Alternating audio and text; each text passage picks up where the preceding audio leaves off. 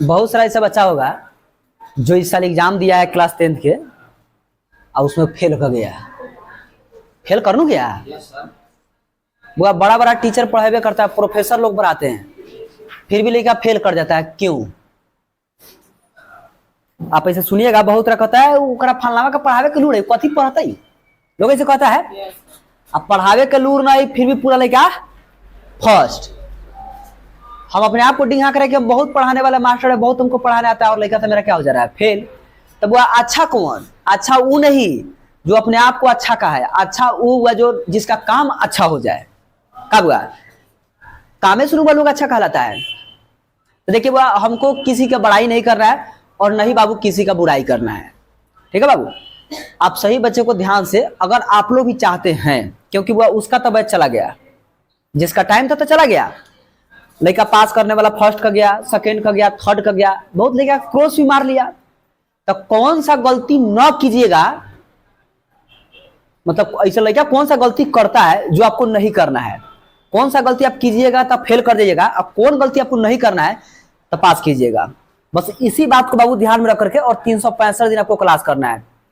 वह 365 दिन बाबू आपको मिलेगा पढ़ने के लिए क्लास में और घर पे।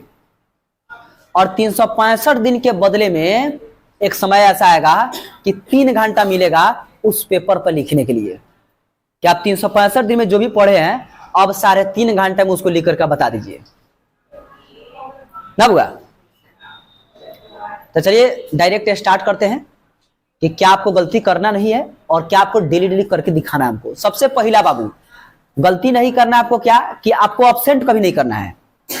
सिचुएशन वो आप कैसा भी हो, अगर आप चाहते हैं कि हमारा अच्छा डिवीजन आ जाए या हम अच्छा खासा नॉलेजेबल हो जाए, हमारे पास ज्ञान हो जाए, तब वह सबसे पहला बात वो प्रेजेंटेशन जमा कर रखना होगा, क्लास डेली करना होगा। दूसरा का होमवर्क जो भी मिल रहा है उसको कल के लिए मत छोड़िए। ये नहीं कि हाँ हम सर कल याद कर जाएंगे, परसों याद कर जाएंगे, अभी पढ़ाइए ना आप, ऐसा नहीं।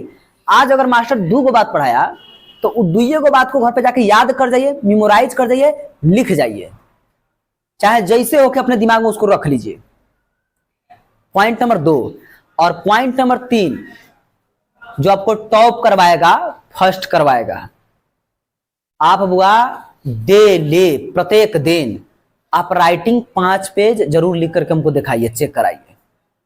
क्योंकि बुआ पूरा का पूरा रिजल्ट आजकल ऑब्जेक्टिव और प्लस सब्जेक्टिव पर टिका हुआ है। तो ऑब्जेक्टिव तो बुआ टिक मार है, 100 गो में से कोनो 50 गो रंग दीजिएगा, आप फर्स्ट कर जाइएगा, सेकंड कर दीजिएगा, यानी कि पास कर गए। लेकिन बात रहा हुआ कि पास करना ही जरूरी नहीं है। कब हुआ? आजकल तो वो गधो पास कर जा रहा है। 1 महीना पहले ट्यूशन कोचिंग ज्वाइन नहीं कर रहा है, गैस खरीद ले रहा है, 1 महीना पहले गैस खरीद के पढ़ करके वो फर्स्ट कर जा रहा है। तो वो में और क्लास करने में क्या अंतर है? वो आप क्लास करके थर्ड कर जाइए, आप कोई बिना क्लास किए फर्स्ट कर जाए तो वो आप तक गधा है कि नहीं? आप क्लास कर रहे हैं तो आपके पास 2 चीज होना चाहिए। एक तो आपके पास डिवीजन यानी कि होना चाहिए अच्छा खासा, रिजल्ट आपका अच्छा होना चाहिए, और दूसरा का नॉलेज वो भरपूर होना चाहिए। ना तो पैसा बर्बाद करने का काजो लगल है। अभी 1 महीना पहले गैस खरीदिए, पढ़िए, रट्टा मारिए, पास कर जाइए। 365 दिन क्लास कर रहे हैं तो आपके पास ज्ञान भी होना चाहिए और प्लस डिग्री भी होना चाहिए ना बुआ। तो देखिए ऑब्जेक्टिव हुआ, हम जो क्लास में पढ़ाएंगे जो भी बात को, आप बड़ी ध्यान पूर्वक उस बात को सुनिएगा। और डेली डेली हम ना बोले पहले कि आप प्रेजेंटेशन जमा कर रखिएगा, तो डेली डेली बात को सुनिए एकदम ध्यान पूर्वक, और जहां आपको समझ में ना आए वहां आप हमसे पूछिए, तो ऑब्जेक्टिव आपका क्लियर हो जाएगा। ठीक है बुआ?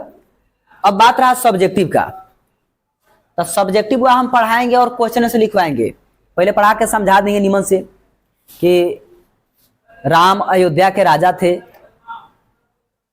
उनका 2 पुत्र था जिनका नाम लौ और कुश था।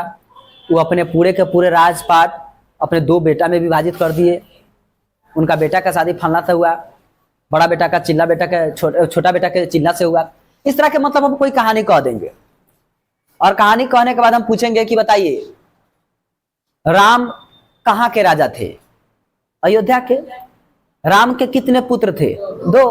तो वह इसी तरह हम कहानी आपको कहेंगे, और आप ध्यान पूर्वक सुनिएगा और जो बोला जाएगा उसका जवाब आप दीजिएगा। और उसके बाद जब लिखने का सब्जेक्टिव बारी जाएगा कि लिखा जाएगा कैसे, तो उसका भी हम ट्रिक आपको बताएंगे, तरीका बताएंगे कि बाबू किसी भी चीज का आंसर कैसे लिखा जाता है। ठीक है बाबू? लेकिन वह लिखने से मतलब ये नहीं कि अब क्लास में जो बात मास्टर लिखा है वो उतने तक लिख करके सीमित रह जाए, क्योंकि राइटिंग पर कमांड करना एक दिन का बुआ काम नहीं है। अगर आप ये सोच रहे हैं कि हम रातों रात एक रात में पढ़ करके और हम अपने राइटिंग पर कमांड कर ले और स्टेट का टॉपर बन जाए, तो भाई आपका का सपना सपने रह जाएगा, ये धैर्य का धैर्य रह जाएगा। आपको बुआ 365 दिन लगातार 5 पेज कम से कम हिंदी में राइटिंग लिख करके हमको दिखाना होगा। ये नहीं कि गए अकेला का भांग के चला है, बैठा करके नीमन से राइटिंग लिख करके आना है, लगे कि कंप्यूटर लिखा हुआ है।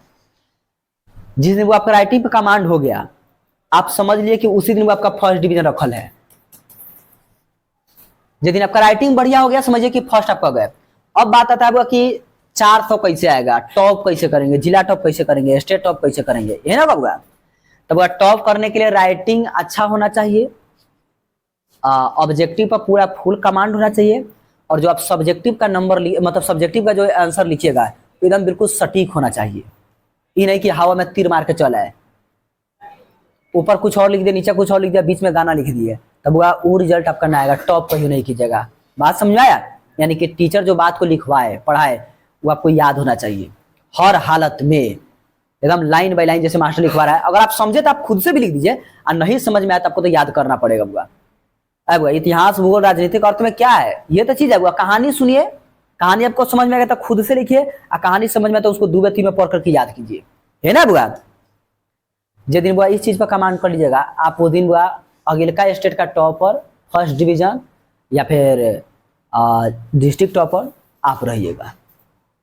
और बुआ ये वीडियो हम यूट्यूब पर डाल देंगे, फेसबुक पर डाल देंगे, इंस्टा पर डाल देंगे।